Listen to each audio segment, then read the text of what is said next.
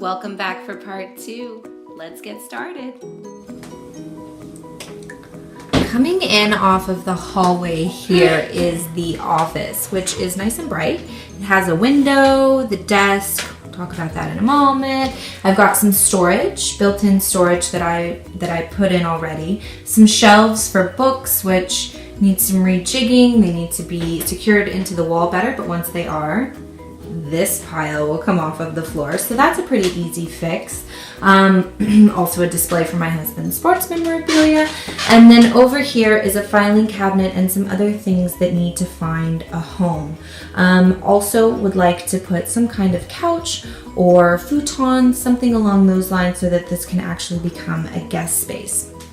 Along this wall are some pictures that need to be hung, as well as a whiteboard that sticks directly on the wall, which our son has taken over.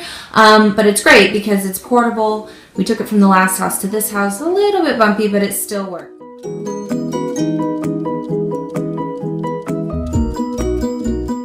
Desk again. Okay, so this desk is functional for me, but you can see there's a mixture of things. I've got a pile of receipts that need to be filed away, cards that need to be distributed, mail that's coming in, and then also things to get ready, my curlers, my lotion, face lotion, things like that.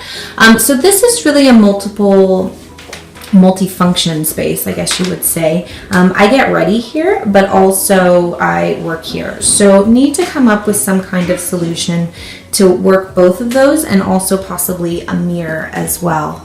That would be a nice feature. Another great feature about this desk is the extra table that slides out from underneath. Right now it has a bunch of stuff on it, but ideally I can clear it off, work on that space. When I'm done, put everything on the extra table, slide it underneath, and it's clear and ready for me. This is the storage cabinet in the office, and it holds quite a bit. I had it custom built for the last place that we lived in, and you know what, it still works for this place. There's an extension cord coming in because unfortunately there's only one plug in this room and it's on the other side, so I had to work with that a bit, but we still have the printers still able to get power for the computer, so it's fine. You can see the shelves at one point were pretty organized, but they could definitely use some whittling down, and also just to create a bit more function in there for our use for this multi-space. The bedroom, and the biggest complaint is storage. We brought this piece with us. It doesn't have drawers. We don't have another dresser. There's nothing on the wall. It's a pretty plain space. So really for the bedroom, what I'd like to do is warm it up, bring some function into it. I have a wardrobe here that I brought in. But there is this picture of my husband and I from our recent trip. There are 2 closets in this room. One that was here. It is this. It is not beautiful, and it is not used to its potential. This area, I would say, has been my priority from the beginning as far as storage is concerned, trying to come up with a solution. Something else, all of these sweatshirts on the back of the door. Now, it is winter, to be fair, so we do wear a lot of them, but also the bag. I mean, the bag is there open because I put things in it for the cottage that we tend to go to on weekends. So it's not a pretty, but it actually seems to work for us. The other closet in here is one that we created. Again, it was for the other house that we lived in, but this has become my closet. It's just double hang all the way up and down, a bit of room at the bottom for some shoes, and then workout clothes. And it works for me. It has a lot of space. You can see it's pretty empty. I don't have a lot of clothes though. At least I guess not that many. And it also doubles as a place for us to hang our television, which is great because I would rather not put it right into the wall. These walls are also plaster, so they're not great. So anyways, it works well, and then you can see the hole at the top there. I'm able to hide all of the cords here in the closet, so you don't have to see those, and it comes out the top. This closet here that's outside of our bedroom is my husband's, and all of his clothes are in here. You can see there's some folding loosely on the top.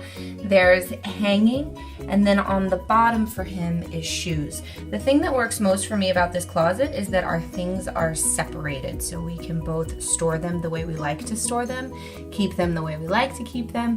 He seems happy, I'm happy, and we didn't have to add an extra exterior closet. We could use one that's already built in. Last but certainly not least is the closet here in our son's room. So this is also a wardrobe that we built for the old house, had it moved into this house. But I did some rejigging with it. So I put the hanging bar here on the bottom so that our son is able to reach his clothes. And then the first shelf contains all of his folded items. From there is 2 shelves for my shoes and my bags, and that works because there's really nowhere else to put them. My husband has the floor in his closet for his shoes. I'm only able to fit a few in my closet, so this took over the overflow.